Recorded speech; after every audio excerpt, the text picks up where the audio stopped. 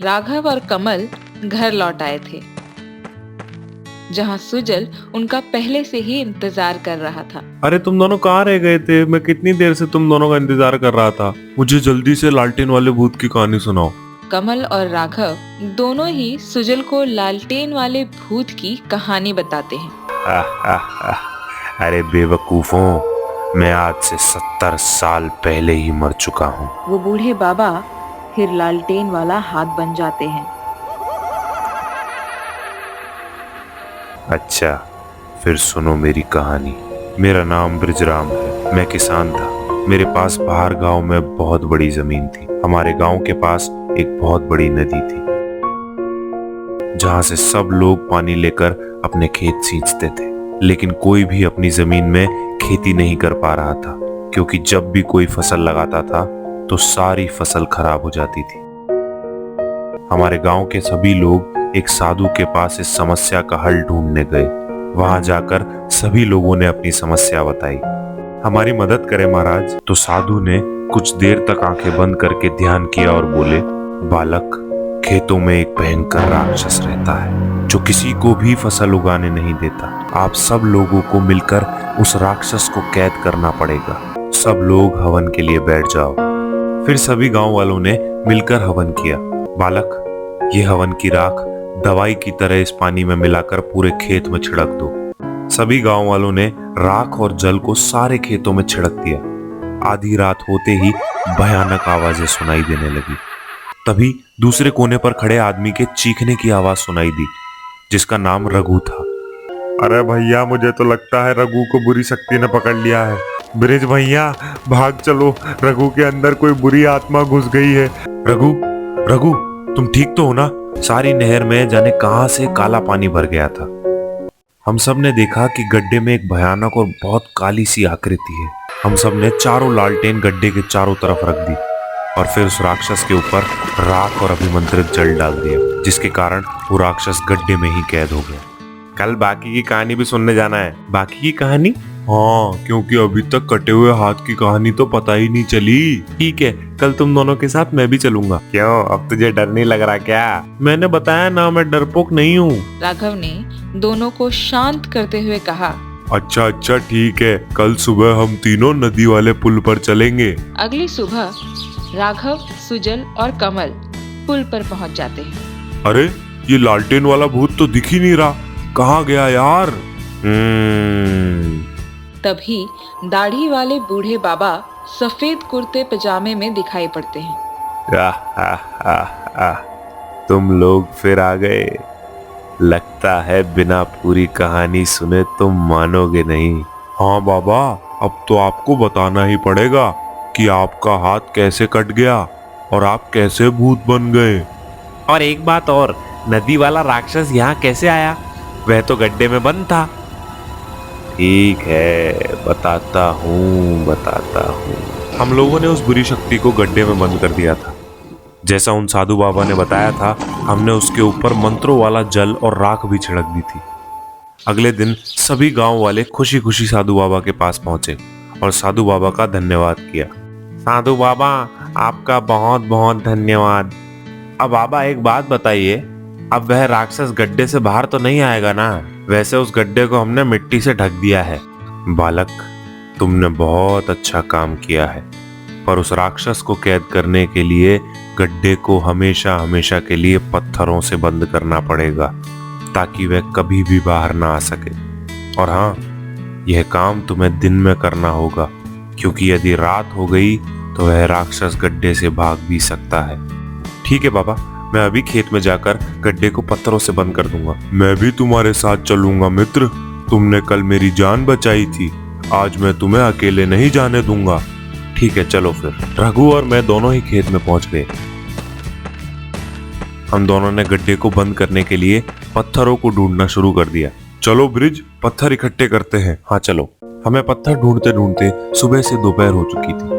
उसके बाद हम दोनों ने गड्ढों को पत्थर से ढकना शुरू किया।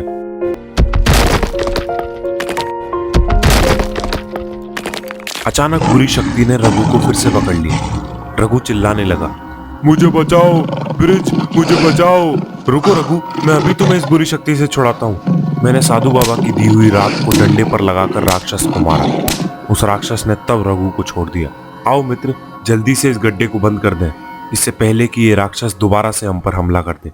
हम लोग दोबारा से उस गड्ढे को जल्दी जल्दी पत्थरों से ढकने लगे, लेकिन अब शाम होने वाली थी, इसलिए मैंने रघु से कहा, रघु, शाम होने वाली है। यदि ये गड्ढा रात से पहले नहीं भरा तो अनर्थ हो सकता है। तुम गांव जाकर और लोगों को ले आओ जो गड्ढा ढकने में हमारी मदद कर सके। ठीक है ब्रिज, लेकिन क्या तुम अकेले संभाल लोगे? हाँ, तुम मेरी चिंता मत करो, जल्दी से जाओ और लोगों को लेकर आओ। इतना कहकर रघु गांव से और लोगों को लेने चला गया जो हमारे साथ मिलकर गड्ढा ढकने में हमारी मदद करने वाले थे। मैं गड्ढे के पास बैठकर गांव वालों का इंतजार कर रहा था। गड्ढे में से डरावनी आवाजें आ रही थी। डर के कारण मैंने बड़ा सा पत्थर उठाकर गड्ढे के अंदर फेंका तो उस राक्षस ने मेरा हाथ पकड़ लिया। मैं मदद के लिए पुकार रहा था, लेकिन वहां कोई नहीं था जो मेरी मदद कर सके। मेरी मदद करो, इस राक्षस ने मेरा हाथ पकड़ लिया है। मैं बहुत देर तक सहायता के लिए चिल्लाता रहा, लेकिन वहां मैं अकेला था। फिर राक्षस ने मेरा हाथ गड्ढे में खींच लिया। तभी मुझे रघु 2 गांव वालों के साथ आता हुआ दिखाई दिया। रुको ब्रिज, मैं तुम्हें अभी बचाता हूं। रघु ने पूरी शक्ति लगाकर मुझे बाहर खींचा, लेकिन तब तक राक्षस ने मेरा हाथ अपने दोनों दांतों से काट लिया था। मेरा हाथ, मेरा हाथ, इस राक्षस ने मेरा हाथ खा लिया। हाँ ब्रिज, तुम घबराओ मत, हिम्मत रखो। रघु ने जल्द से जल्द गड्ढे को बंद करने की कोशिश की, लेकिन वह गड्ढे को बंद नहीं कर पाया। हम इस गड्ढे को इतनी जल्दी बंद नहीं कर सकते हैं, ये बहुत बड़ा है। तुम साधु बाबा को ले आओ, उन्हें सारी बात बताना और हमारी सहायता करने के लिए विनती करना। मेरे ऐसा कहने पर दोनों गांव वाले मिलकर साधु बाबा की कुटिया में गए और साधु बाबा को सारी बातें बता दी। मामा जल्दी चलो, बुरी शक्ति ने ब्रिज का हाथ काट लिया है। हमें आपकी सहायता की जरूरत है बाबा, हमें उस बुरी शक्ति से बचाइए। ऐसा सुनकर साधु बाबा जल्दी से अपना डंडा और कमंडल लेकर खेत की ओर चल दिए। यहाँ खेत पर हम दोनों साधु बाबा का इंतजार कर रहे थे। शाम खत्म होने वाली थी और जैसे जैसे अंधेरा बढ़ रहा था, गड्ढे से भयानक डरावनी आवाजें आना शुरू हो गई। हम दोनों को डर लग रहा था कि रात से पहले साधु बाबा नहीं पहुंचे तो राक्षस हमें खा जाएगा। ब्रिज, अंधेरा होने वाला है, अगर साधु बाबा जल्दी नहीं आए तब क्या होगा?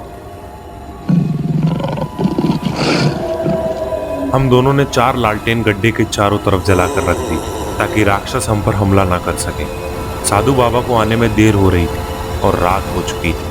अचानक से बहुत जोर जोर से हवाएं चलने लगी, जिसके कारण सारी लालटेन बुझ गई और हमारे पास कोई रोशनी नहीं थी। अब उस राक्षस ने सारे पत्थर पर जोर जोर से हमला करना शुरू कर दिया था, जिसके कारण सारे पत्थर इधर उधर उड़कर गिर गए और गड्ढा खुल गया। अब राक्षस हमारे सामने खड़ा था और उसने मेरा पैर पकड़ लिया। रघु, इस राक्षस ने अब मेरा पाँव पकड़ लिया है, कुछ करो। रघु ने जल्दी से बाबा का दिया हुआ जल मेरे पैर पर डाल दिया, जिसके पड़ते ही राक्षस चिल्लाने लगा।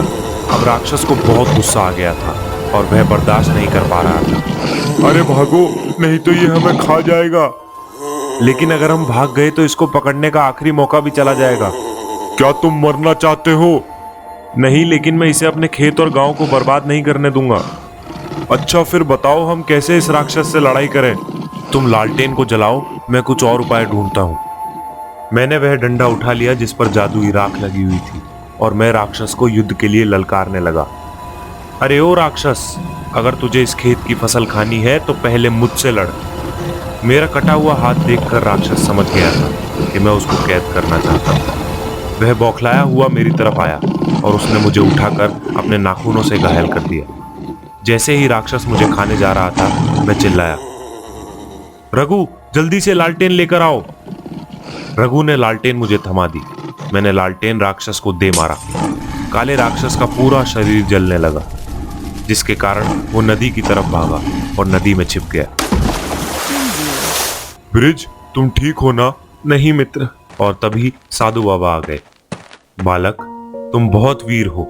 तुमने अपने गांव और खेतों को इस बुरी शक्ति से मुक्ति दिला दी। धन्यवाद बाबा, पर लगता है मैं जीवित नहीं रह पाऊंगा।